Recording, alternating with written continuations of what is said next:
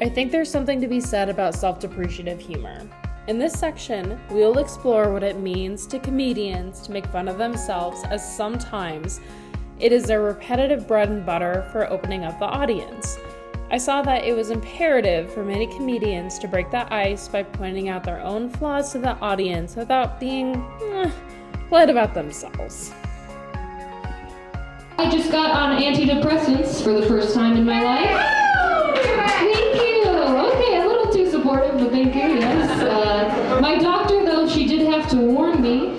She told me, she was like, Salma, just so you know, one of the side effects is that it might take a little longer to reach orgasm with your partner. And when she told me that, I was like, oh my God, these pills are gonna make me come?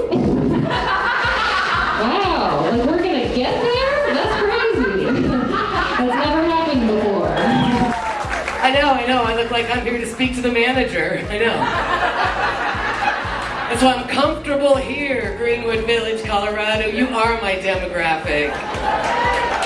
High density Karen population. I slip right in, I really do. I know I also look like the kind of woman who tunes out from her family by tuning into a lot of true crime podcasts. I know some of you are probably thinking, who gave a troll doll a gift card to Sephora? My thoughts are that's the only way I know how to do it, and I wish I knew more. Kate Strobel is a local comic who's awesome, and I was talking to her about it once, and she said, wouldn't it be great if like the things that brought you joy were the things you talked about? And I was like, that would be amazing. I would love to experience that. And when it happens, I will think of you. But yeah, I'm not there yet.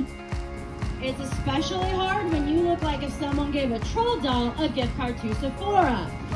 It attracts a certain type. That's what I learned. I tried it just long enough to get ghosted, get gaslighted, and get a restraining order. I'm a real modern single lady, you guys. Options were limited at the beginning of the quarantine, though, right? Me and my partner have been together for almost 4 years. We've almost done it. We've almost did it. I have been in straight relationships. I've been in gay relationships. They are exactly the same. I'm telling you right now, they are exactly the same. We get in the same amount of arguments. We do all the same stuff. Like the other day, we were arguing in the next apartment, and it stops the argument that you're having.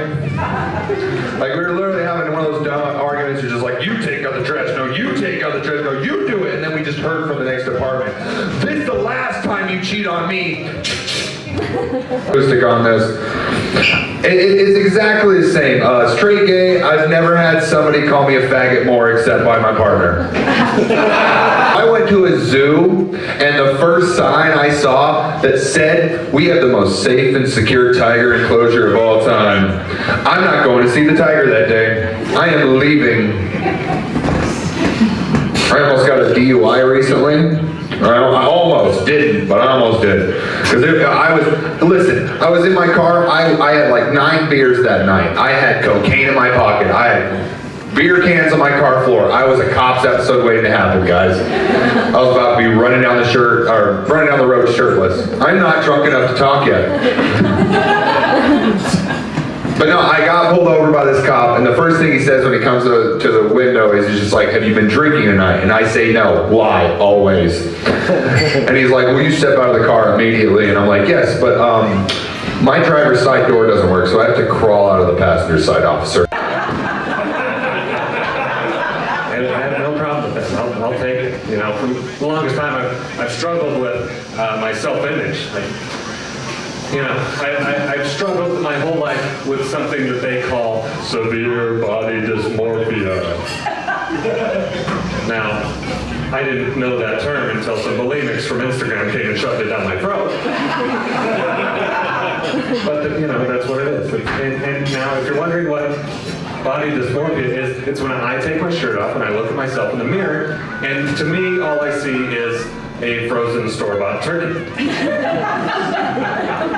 Now, if you're looking at me and you're thinking of a big, fat, juicy, honey-glazed, golden brown, oven-smoked, roasted, applewood, bacon style, snap out of it, man! You gotta get something to eat!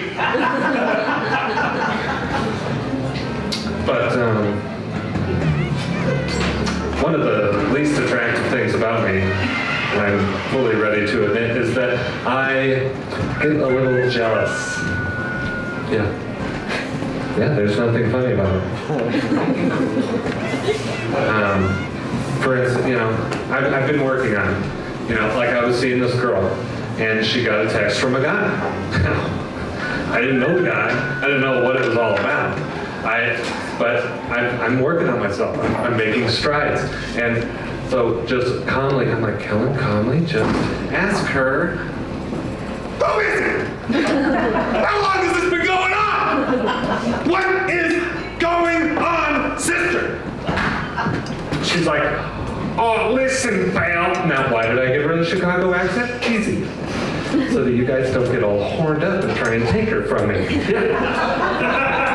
And she goes, listen, he's just an old pal I met on a cruise ship a couple of years ago. You got nothing to be jealous about. I'm like, oh yeah, okay, nothing to be jealous about.